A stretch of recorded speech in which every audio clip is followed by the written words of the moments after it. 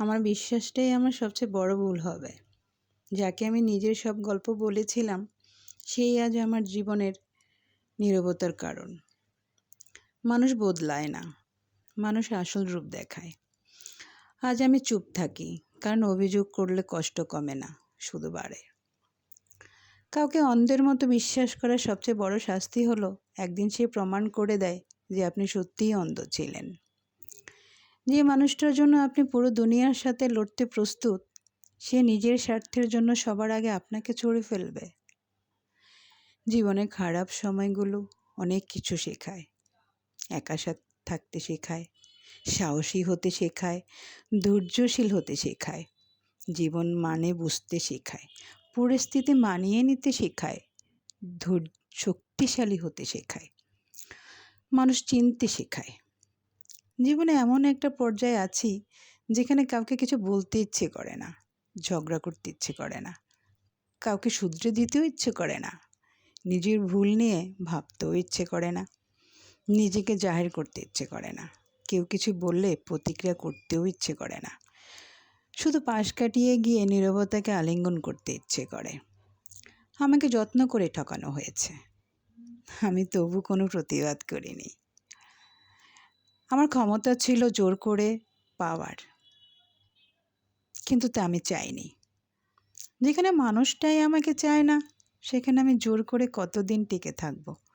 এর থেকে ঠকে গিয়ে তাকে জিতিয়ে দিলাম, আর বিচারটা না হয় আল্লাহর উপর ছেড়ে দিলাম। মানসিক শান্তির জন্য যার কাছে গেলাম, সেই আমাকে মানসিক রোগী বানিয়ে দিল। ভালোবাসাটা মিথ্যে ছিল না, ভুল ছিল শুধু মানুষটা।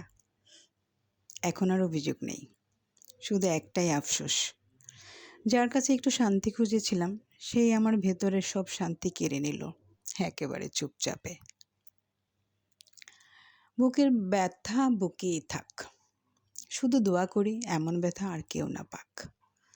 কখনো কখনো জীবনের কিছু যন্ত্রণা এমন হয় যা মুখে বলা যায় না, চোখে দেখানো যায় না, শুধু অন্তরের গভীরে চাপা পড়ে থাকে, হাসির আড়ালে লুকিয়ে থাকে। কান্না ভাঙা স্বপ্ন, অপূর্ণ চাওয়া আর অসংখ্য না বলা কথা। কেউ ভাবে তুমি হাসছো মানে ভালো আছো, কিন্তু তারা জানে না এই হাসির পেছনে কতটা যুদ্ধ, কতটা আত্মসংঘর্ষ, আর কতটা নিঃশব্দতা লুকিয়ে আছে।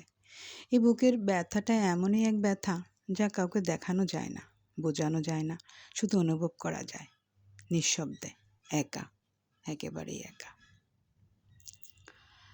যাদের বিচার মানুষ করতে পারে না, তাদের বিচার আল্লাহ করে। আর আল্লাহ যখন করে, তখন কোনো সাক্ষী প্রমাণের প্রয়োজন হয় না। মাঝে মাঝে কাঁদা উচিত, অন্য কারো জন্য নয়, নিজের জন্য, নিজের ভুলের জন্য, নিজের অতিরিক্ত আবেগের জন্য, আর মানুষ চিনতে না পারার জন্য, মানুষ চিনতে না পারা সেই বোকামির জন্য। কারণ নিজের কষ্টগুলো চোখে জলে বের হয়ে এলে মনটা হালকা হয়ে যায়, একটা অদ্ভুত শান্তি নেমে আসে। তাই মাঝে মাঝে কাঁদা খারাপ নয়, বরং নিজের জন্য কাঁদো, এক ধরনের প্রয়োজন এটা। শত্রু হলে হয়তো প্রতিশোধ নিতাম, কিন্তু যারা আমাকে কষ্ট দিচ্ছে, আঘাত দিচ্ছে, তারা তো আমার সবচেয়ে প্রিয় মানুষ।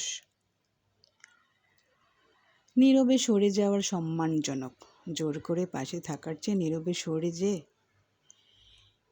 নিজেকে আত্মতৃপ্তি দেওয়া সম্মানের। কারণ কারো কারো জীবনের বোঝা হয়ে থাকার চেয়ে একাকিত্ব অনেক বেশি শান্তির।